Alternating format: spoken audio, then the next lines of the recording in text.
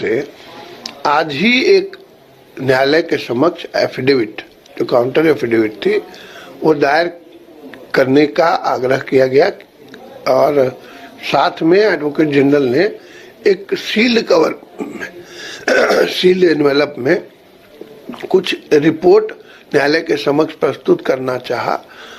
इस पर न्यायालय ने कहा कि इस तरह की सील्ड कवर में या सील्ड एनवेलप में कोई रिपोर्ट की मांग नहीं की गई थी और न्यायालय इसे एक्सेप्ट नहीं करेगी।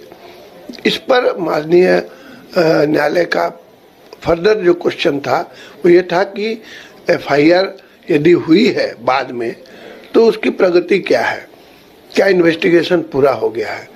महाधिवक्ता की ओर से ये बताया गया कि इन्वेस्टिगेशन जो है वो अभी अधूरा है, वो पूरा नहीं हो सका है और उसमें समय लगने की संभावना है। यद्यपि महाधिवक्ता ने न्यायालय को बताया कि इन्वेस्टिगेशन में पर्याप्त साक्ष्य नहीं मिल रहे हैं। इस पर कड़ी टिप्पणी की थी न्यायालय ने और न्यायालय ने कहा कि सरकार का पक्ष लेना इस मामले में नहीं है। वास्तव में इन्वेस्टिगेशन जो चल रही है और जो एजेंसी है जांच की, उसका मंतव्य न्यायालय जो है वहां समर्पित होना है।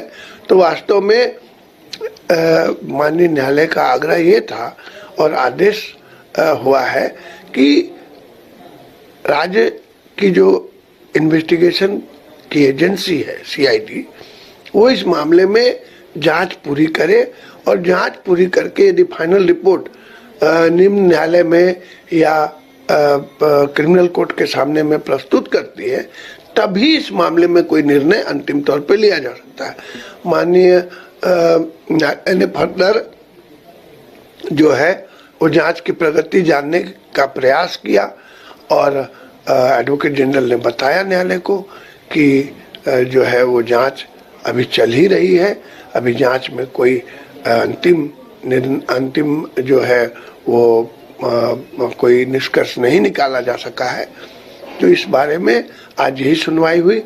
महाधिवक्ता की ओर से स्टे जो है, जो पूर्व में न्यायालय ने पारित किया है, उसको वेकेट करने का आग्रह किया गया था, जिस पर हमारी ओर से आपत्ति जताई गई। हमने कहा कि वास्तव में ये जो जांच है वो अधूरा है और किसी भी प्रकार से जो है वो राज्य सरकार इस मामले को एक अलग रास्ता अडॉप्ट करके डाइवर्ट करना चाह रही है, इसलिए स्टे वेकेट नहीं किया जाए। न्यायालय ने लगभग आज स्पष्ट कर दिया है कि जब तक इस मामले की अंतिम सुनवाई इस मामले में जब तक जांच पूरी नहीं होती है तब तक स्टे जो है वो जारी रहेगी और राज्य सरकार की जो जांच एजेंसी है वो चाहे तो जल्दी से जल्द मामले की पूरी तहकीकात करके जांच करके एक रिपोर्ट जो है वो क्रिमिनल कोर्ट के सामने प्रस्तुत करे। तो राज्य सरकार की ओर से आग्रह करने पर न्यायालय ने इस मामले को 7 मई को निर्धारित किया है और इस बीच में काफी सारे इंटरवेनर्स जो कैंडिडेट हैं जिनका नाम प्रकाशित हुआ है, वो लोग भी आवेदन किए थे और उनकी ओर से भी प्रार्थना की गई स्टे वेकेट करने की। न्यायालय ने उसे भी आज जो है वो मानने से इनकार किया और न्यायालय ने स्पष्ट किया है कि सारे जो इंटरवेनर एप्लीकेशंस हैं इसकी सुनवाई भी अगली तिथि को होगी और सारे पक्ष जो हैं अपने स्तर से जो जवाब इत्यादि दायर करना चाहते हैं वो दे सकते हैं। मतलब पार्टी बनाया गया उन्हें भी, अगली सुनवाई जो होगी तो उन्हें भी मतलब अपना पक्ष रखने। देखिए, इस पे कोई आज आदेश पारित नहीं हुआ है। न्यायालय ने इंटरवेनर एप्लीकेशंस पे भी आदेश पारित नहीं किया है और एक और बात जो महत्वपूर्ण है वो ये है कि आज वादियों की ओर से एक पिटीशन दायर की गई थी, सप्लीमेंट्री पिटीशन।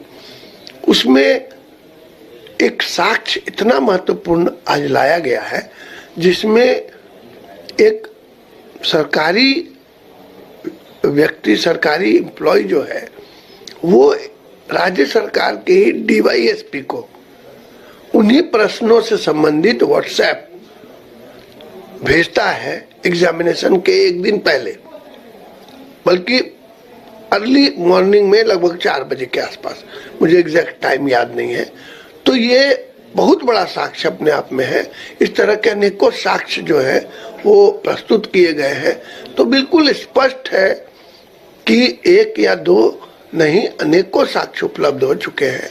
इस बारे में जांच एजेंसी जांच कर भी रही है और ये एडिशनल साक्ष्य जो है ये भी सप्लीमेंट्री एफिडेविट के फॉर्म में न्यायालय में प्रस्तुत कर दिया गया है।